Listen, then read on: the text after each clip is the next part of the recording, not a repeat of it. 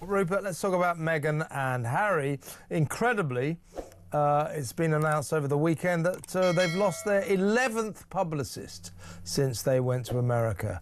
That's in 5 years. 11 publicists in 5 years.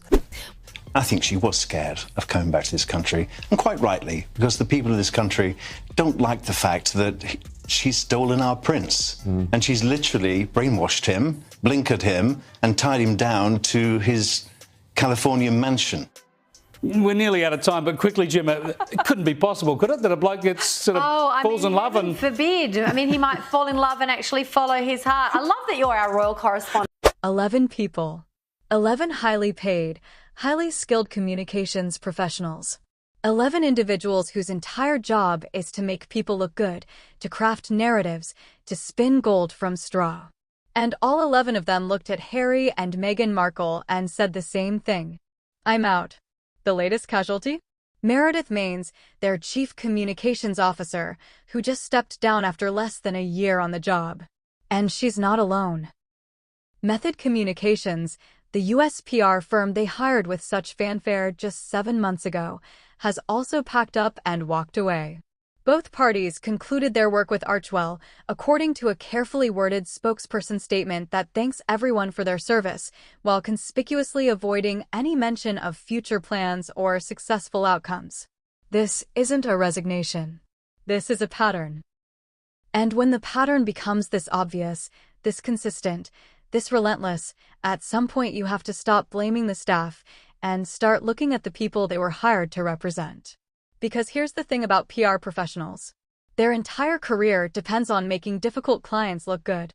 They've handled politicians caught in scandals, celebrities accused of crimes, corporations facing boycotts. They know how to navigate crises, manage optics, and transform public perception. It's literally what they do for a living.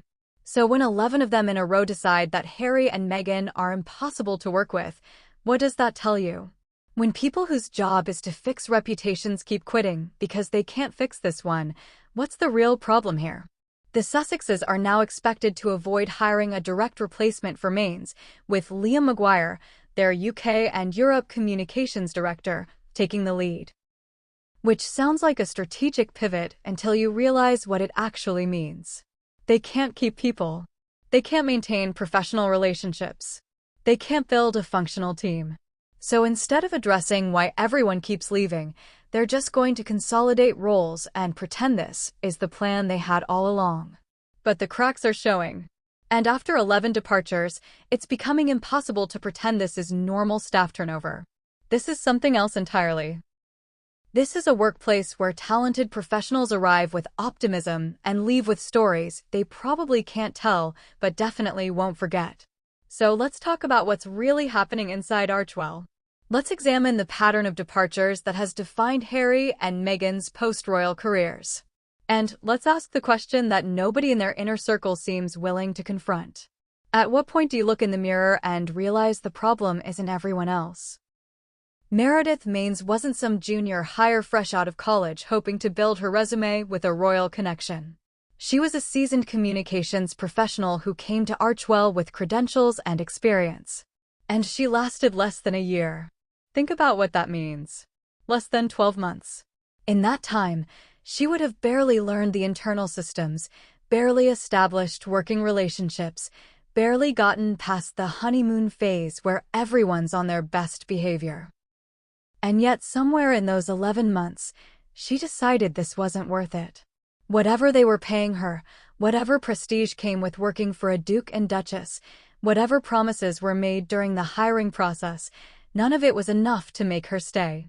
The official statement is carefully bland.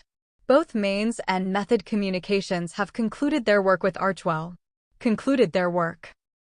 As if there was a natural endpoint, a completion of services, a job well done that simply reached its natural conclusion. But PR work doesn't have a natural endpoint. It's an ongoing relationship, a continuous management of image and narrative and public perception. You don't conclude PR work the way you conclude a construction project or finish writing a book. You either succeed at managing someone's image or you fail. And if you succeed, you stay. You build on that success. You maintain the momentum.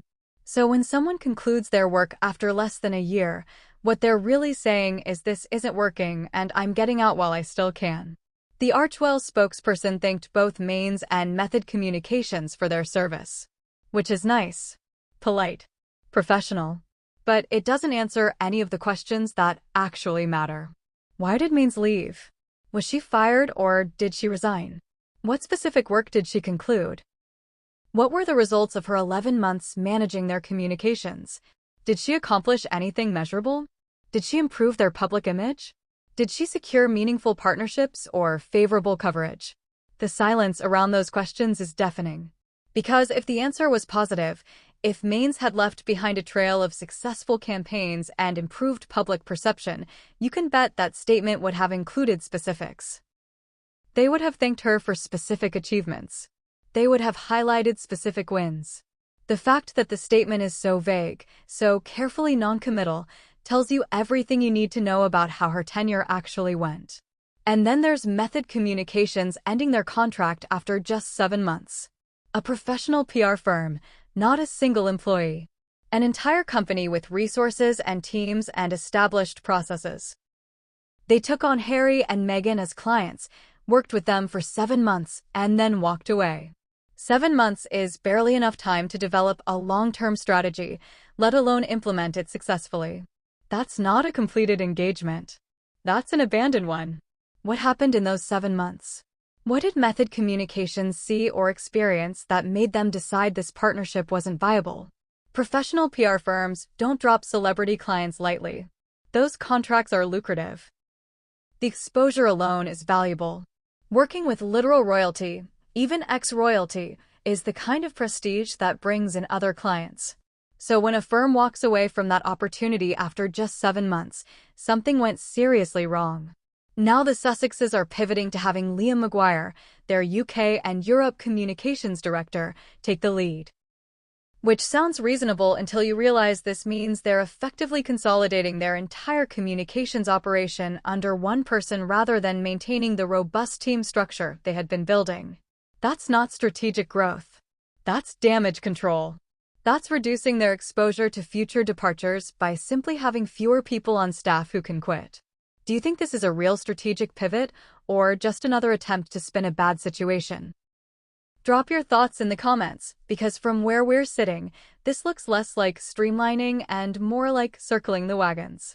The question nobody seems to be asking publicly, but everyone's thinking privately is this. What kind of workplace drives away 11 senior communications professionals? What kind of management style creates such consistent turnover that you can't maintain a stable team for more than a year at a time? Because make no mistake, that's what's happening here. This isn't bad luck. This isn't coincidence. This is a pattern of dysfunction that has persisted for years now, and it's getting worse, not better. Let's zoom out for a moment and look at the full picture. Because Meredith Maines isn't an isolated case. She's number 11 on a list that keeps growing. 11 senior staff members have now left Harry and Meghan's employment. 11 people who were hired with presumably high expectations and good intentions, who signed on to help build the Archewell brand and manage the Sussex image, and who all eventually decided to leave. Some quietly, some with carefully worded statements, all creating the same narrative of instability and dysfunction. The early departures could be explained away. New organization, growing pains, figuring out the structure. Every startup goes through personnel changes as they find the right fit. But at some point, and that point came several departures ago, the excuses stop working. At some point, you have to acknowledge that the common denominator in all these departures isn't the staff. It's the people they're working for. Think about this from the perspective of these communications professionals. They arrive at Archewell, probably excited about the opportunity. Working with Harry and Meghan sounds like a career highlight. Former royals building a philanthropic and media empire, championing causes, telling important stories. On paper, it's the kind of client any PR professional would want. High profile, seemingly sympathetic, with built-in public interest and a narrative of overcoming adversity. But then they start working there. And somewhere between the job offer and the resignation letter, something happens. Something consistent enough that it keeps happening over and over again. These aren't people failing at their jobs. These are experienced professionals choosing to walk away from prestigious positions because whatever they're experiencing isn't worth the paycheck or the prestige. The British media has been reporting on this revolving door for years now, tracking each departure with increasingly pointed commentary. American outlets have been slower to pick up the story, perhaps out of deference to Harry and Meghan's preferred narrative of being victims of media scrutiny. But even the most sympathetic coverage can't ignore 11 departures. Even the friendliest journalists have to acknowledge that this level of turnover isn't normal. What's particularly telling is the silence from the departed staff.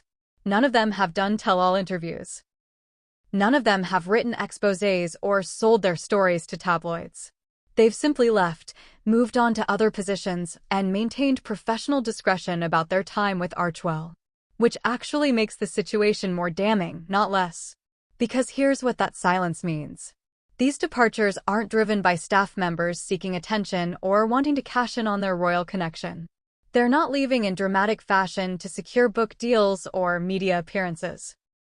They're just quietly extracting themselves from a situation that wasn't working and moving on with their careers.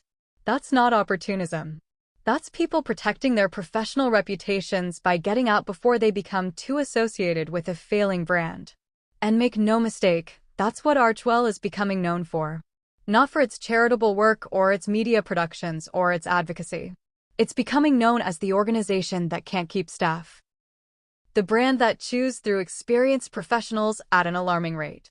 The workplace where talented people arrive with hope and leave with relief. If you want to understand why communications professionals keep fleeing Archewell, look no further than the Spotify debacle. Because that disaster tells you everything you need to know about how Harry and Meghan approach professional partnerships and why those partnerships keep falling apart. The Spotify deal was announced with massive fanfare. $25 million for Harry and Meghan to produce exclusive podcast content through Archewell Audio. It was supposed to be their big breakthrough into media, proof that they could succeed as content creators, validation of their decision to step back from royal duties and build independent careers. The press release promised innovative programming that would uplift and entertain audiences around the world. 3 years later, they had produced exactly 12 episodes of one podcast. 12. In 3 years. For $25 million. That works out to over $2 million per episode, which would be absurd even if the episodes had been groundbreaking cultural phenomena. They weren't. Meghan's Archetypes podcast was fine. Professional enough. But it wasn't revolutionary. It wasn't must-listen content. It wasn't generating the kind of cultural conversation that justifies that level of investment. And then Spotify pulled the plug. Not because the podcast was offensive or controversial or violated community standards. They pulled the plug because Harry and Meghan weren't delivering. They had promised a slate of content and produced one moderately successful podcast. They had taken millions of dollars and generated a handful of episodes. From Spotify's perspective, from any business perspective, that's an unconscionable return on investment. But here's where it gets really interesting. After Spotify ended the deal, one of their executives, Bill Simmons, called Harry and Meghan grifters on his own podcast. Grifters. That's not corporate speak. That's not a carefully worded statement from a PR department. That's a Spotify executive going on record to say that in his professional opinion, Harry and Meghan took the money and didn't deliver the work. Now imagine you're Meredith Maines or someone from Method Communications trying to manage the PR fallout from that situation. How do you spin it? How do you craft a narrative where your clients aren't the lazy, entitled underdeliverers that the actual evidence suggests they are? How do you convince the public and potential future partners that despite taking $25 million and producing 12 episodes over 3 years, Harry and Meghan are actually serious, hard-working content creators who deserve more opportunities? You can't. That's the answer. You can't spin that. No amount of media training or strategic messaging or relationship building with journalists can change the fundamental reality that Harry and Meghan failed to deliver on their most high-profile media partnership. They had every advantage. Massive financial backing, instant name recognition, built-in public interest, professional production support from Spotify. And they still couldn't make it work. This is what communications professionals are walking into when they sign on with Archewell. They're not being asked to manage normal celebrity PR challenges. They're being asked to somehow convince the world that consistent failure is actually success, that massive underdelivery is just misunderstood ambition, that the pattern of collapsed partnerships and disappointed investors is really just bad luck or media bias. And after a few months of trying to make that argument with a straight face, they quit. Because no paycheck is worth destroying your professional credibility by continuing to defend the indefensible. Then there's Netflix. The $100 million deal that was supposed to cement Harry and Meghan's transition from royalty to media moguls. The partnership that would produce compelling documentaries and scripted series and children's programming. The agreement that proved they had real value in the entertainment industry beyond their royal titles. Except here's what they've actually produced. A documentary series about themselves. A documentary series that was essentially an extended therapy session where they aired grievances against the royal family and positioned themselves as victims. That was their big creative offering. Not innovative storytelling or groundbreaking journalism or entertainment that stood on its own merits. Just 6 episodes of them talking about themselves and their problems. And it worked, in the sense that it got viewership numbers. People watched it. But was it good? Was it the kind of prestige content that justifies a $100 million deal? Was it something Netflix executives could point to with pride as an example of the platform's original programming excellence? The fact that Netflix has been noticeably quiet about renewing or expanding the deal tells you everything you need to know. The fact that Harry and Meghan haven't announced any major new projects with Netflix since the documentary suggests that the relationship isn't exactly thriving. The fact that entertainment industry insiders have repeatedly questioned whether they'll see anything close to $100 million of actual production value from this partnership indicates that even Netflix is starting to realize they may have overpaid for access to 2 people whose primary appeal is complaining about being royal. Now put yourself in the position of a communications director trying to manage this narrative. You've got clients who signed a massive deal with one of the world's biggest streaming platforms, and the main thing they've produced is a documentary where they come across as privileged, whiny, and obsessed with settling scores with Harry's family. How do you spin that into a positive story? How do you convince entertainment journalists that your clients are serious content creators when their main creative output has been documenting their own victimhood? The answer is you probably can't. Not in a way that maintains your professional integrity. Not in a way that doesn't make you complicit in a narrative you know isn't entirely accurate. So after a while, after enough meetings where you're asked to put a positive spin on something that can't be spun positively, you start looking for the exit. This is the impossible position Archewell's communications staff keeps finding themselves in. They're not being asked to manage genuine crises or defend against unfair attacks. They're being asked to pretend that underwhelming results are actually triumphs. They're being asked to sell a story that doesn't match reality. And when you're a professional with a reputation to maintain, there's only so long you can do that before you have to walk away. What do you think? Can any PR team successfully spin these failures into wins, or are Harry and Meghan simply unmanageable clients? Let us know in the comments. The tragic irony here is that Harry and Meghan could have succeeded. They had every advantage. They had global name recognition, instant media access, massive financial backing from major corporations, and built-in public sympathy from their royal exit story. All they had to do was deliver. Actually produce the content they promised. Actually follow through on the deals they signed. Actually work as hard as they insisted they wanted to work when they were complaining about their lives as working royals. But they didn't.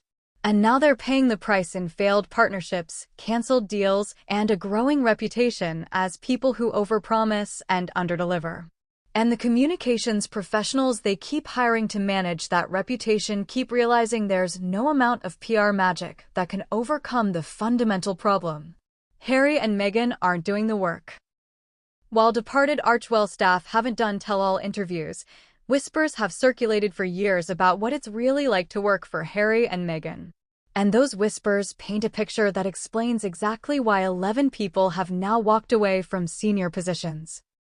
Multiple reports have emerged from various outlets citing anonymous sources who describe a workplace environment characterized by impossible demands, constant changes of direction, and a fundamental disconnect between what Harry and Meghan say they want and what they're actually willing to do to achieve it. These aren't hit pieces from tabloids with obvious axes to grind.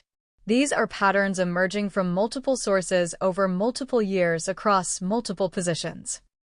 One consistent theme is the communication style, or lack thereof. Staff members reportedly describe situations where directives are unclear, expectations shift without warning, and feedback is either non-existent or harshly critical without being constructive.